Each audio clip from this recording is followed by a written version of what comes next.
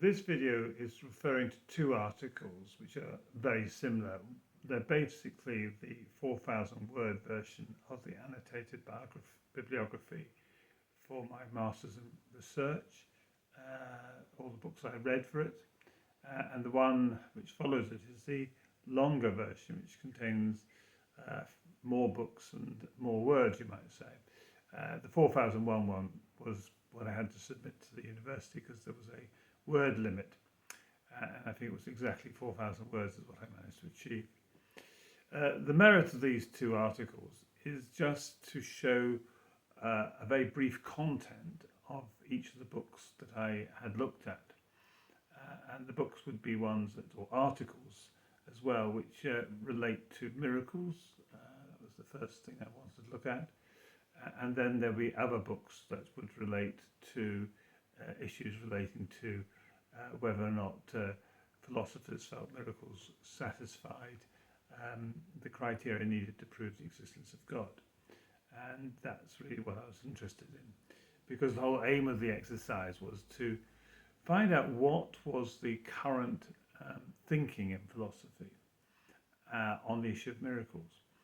And it looks like, to some extent, David Hume, who wrote in the middle of the 18th century, laid down a set of arguments which suggested miracles were not credible, that no rational person would believe in miracles.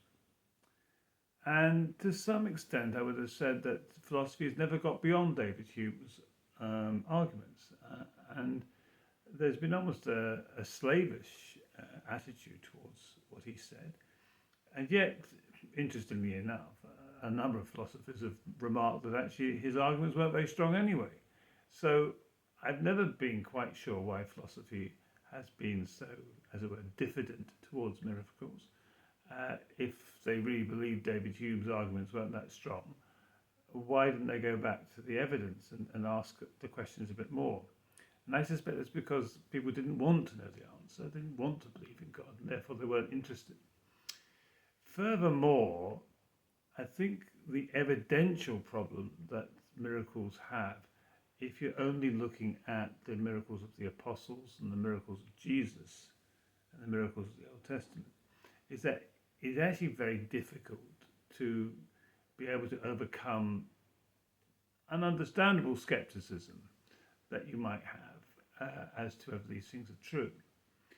And that's when I wanted to ask the question, well, had any of the philosophers considered the existence of modern miracles? And what I noticed was that actually almost none of them had. And there was, in fact, a complete absence of this. And that was what I wanted to bring to the attention of the academic community, that there does exist in Professor Craig Keener's work clear evidence for modern miracles. And modern miracles have the advantage over the Old Testament and New Testament miracles that you can satisfy the evidential requirements that Hume lays out, because you have medical records both before and after the miracle. And therefore, the only valid part of Hume's argument, which was evidential arguments against miracles, is overwhelmingly dealt with by modern miracles. So, what my research basically laid out was philosophy had a gap both in interrogating Hume's arguments rigorously, but also a gap in failing to understand that there was now abundant evidence of modern miracles. And once you have modern miracles, then there's a whole lot of stuff that becomes obvious, and one of which is that God exists. Well, thank you for listening.